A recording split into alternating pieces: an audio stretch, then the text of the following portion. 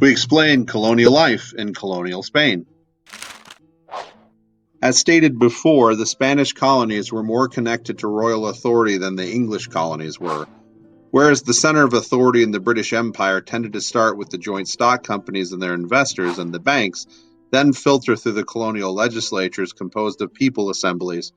The center of the Spanish colonial power was the monarchy back home and the rule of the Catholic Church.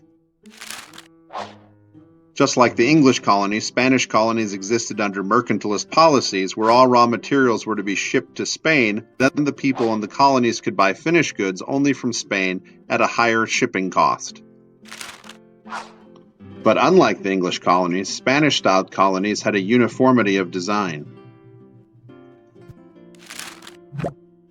For instance, one could travel from New England's orderly fishing villages complete with churches, schools, and commons, and head to New York, Boston, and Philadelphia's brick urban merchant houses on maze-like streets, then head to the South with its vast plantations and sprawled rural farms, and find little commonality.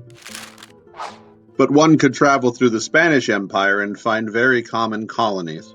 Towns were centered around a central plaza that was lined with government offices and a cathedral.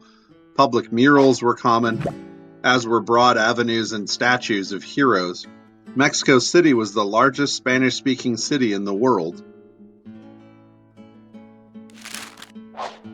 However, unlike the English colonies, whose Reformation created a foundation for a broad range of religious opinions, mostly Protestant, the Spanish crown made a priority to spread Catholicism across their world. Church authority had almost more power than provincial authority. Missions were built throughout the empire for the purpose of converting natives and assimilating them into Spanish culture. Franciscan priests like Father Junipero Serra taught natives about Spanish clothing, carpentry, and metalwork. Serra established the first 9 of 21 missions in the Spanish area of California. The British colonies also put a strong emphasis on faith, establishing schools like Harvard and Princeton to train religious leaders. The Spanish colonies built institutions like the University of Mexico. Unlike the British, who isolated themselves from the natives and Africans in their midst, the Spanish created a blended culture between the 3 major groups in their empire, which also created a caste system.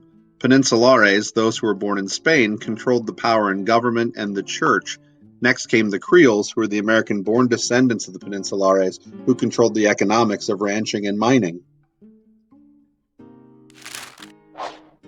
Next came the Mestizos, who were mixed native and European blood, and lastly were the mulattoes, African and European blood. At the very bottom were the natives, like the Mayan people. Spanish military forts like St. Augustine were placed to protect the Spanish Empire from the increasing movements of the English and French, especially their pirates. England then created the colony of Georgia to act as a buffer for their own colonies against Spanish growth, filling it up with debtors and the underclass of England to absorb Spanish and native attacks on the Carolinas. England and Spain signed the Treaty of Madrid in 1670 to end their Caribbean War after England took over Jamaica and then let loose Henry Morgan's pirate raids on Honduras. The Spanish Empire had peaked.